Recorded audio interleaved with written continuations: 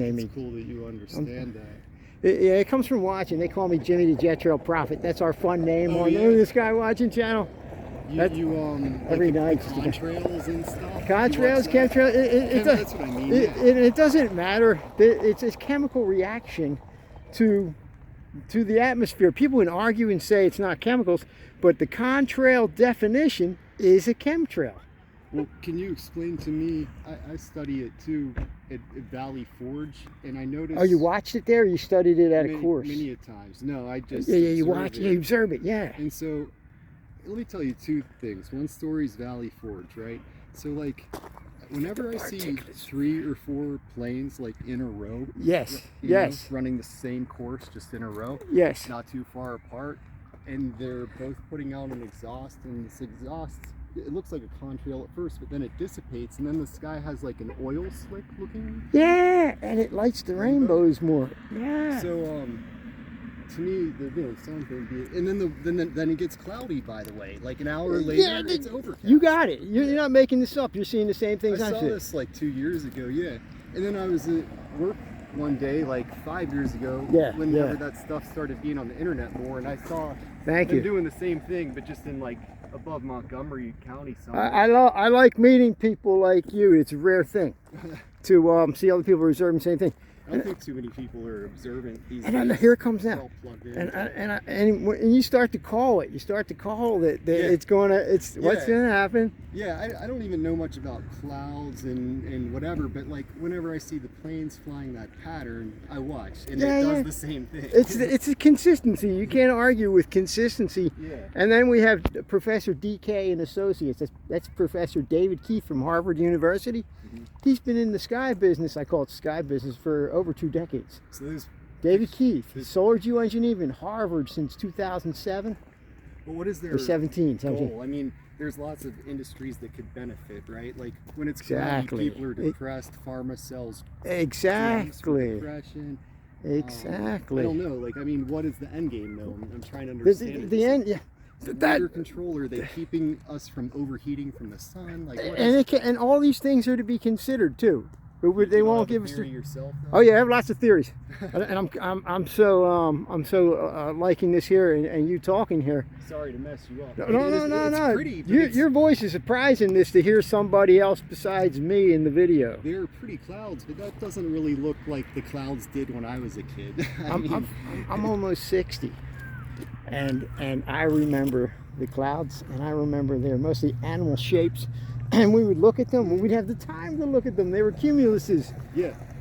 You would have 5 of them in the sky at one time, and then you'd be trying. Well, back then we used to try to get 10. You know, sit on the roof or whatever, try to get a 10.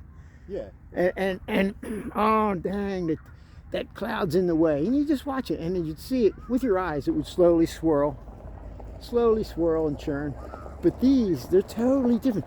They dissipate it and they shred. They make veils. And that light up. That was pink. That's the Limerick Towers there. It's like you're right. They always put that pink hue on the underside of the big puffy clouds that are above it.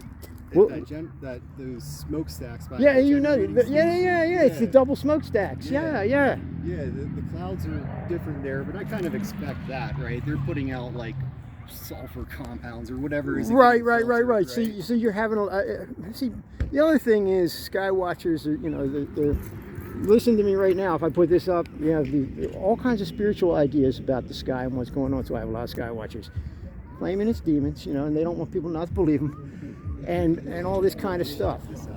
So the sky watching channel is a big mix. And you got Christians, and I jokingly say to them, the Christians are waiting for Jesus to come off the next jet trail. You know what I mean? I understand. I was an Eighth-day Independent Fundamental Baptist for 40 plus years. I understand. Yeah, got a lot of good people on the channel.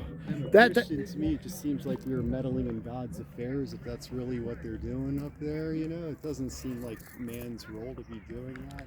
Yeah. I just wish they'd be forthcoming about their reasons. Really, that's like exactly. I'm gonna shut this off because I'm using up too much time. Yeah, that's crazy. There it is. It's turning pink. We just had a conversation here with the fellow sky watcher, and it is turning pink, like I said. So Jimmy the Jetro Prophet has made 3 predictions. We got the sun dogs, and we have this here that has mutated into another animal structure of some kind. You decide what it is. And we're talking some deep stuff here in a matter of 20 minutes. People are thinking for themselves. It's very good. So but it's very hard to talk about religion as we were just talking, religion and politics. It's weird too, because like there's so much out there available compared to when I was a kid, where just like some kind of Eastern religion seemed very exotic, whereas like nowadays a lot of people are here in America are like practicing Buddhism and things like that. And that's it. People are all looking for this, what they call their own personal awareness, just in different ways. Yeah. And a lot of people want to feel like they're doing right, because it's the desire of their heart. And certain religions tell you you're going to get it, and then they fall for whatever those farmers say, but each individual has to decide. Everybody's got to drive their own car, which is them. I think a lot of the old world's religions on the power lines over there, which is kind of like by where I live and look west. We're at the Chinook bars here. Towards those smokestacks we were talking about. Yeah. It's always like pretty good. Like we get some good skies here. Now this is my first time getting a sunset shot here. Oh, I turned around when I noticed it. I said, "Oh, this is that park we were at before." Where are you from? I'm from Lansdale. Okay, I used to live there. Yeah. I used to live where are you at now? From the Exxon station. It's like this house on the corner of, what is that? Troxel? Is it Troxel? Oh, I know that name, Troxel, yeah. It's like kind of up towards Hatfield almost. Where are you at now? I'm right over in those houses. This is a great park. This is a great park, yeah. There it is, folks. I called for the pink. This pink. All right, he's doing chin-ups. He's doing chin-ups better than me, man. He doesn't want me to show him, though. You don't want me to show you, right? No, okay. I'm not. He's ripping them out. Incredible. It's just like 6 or something.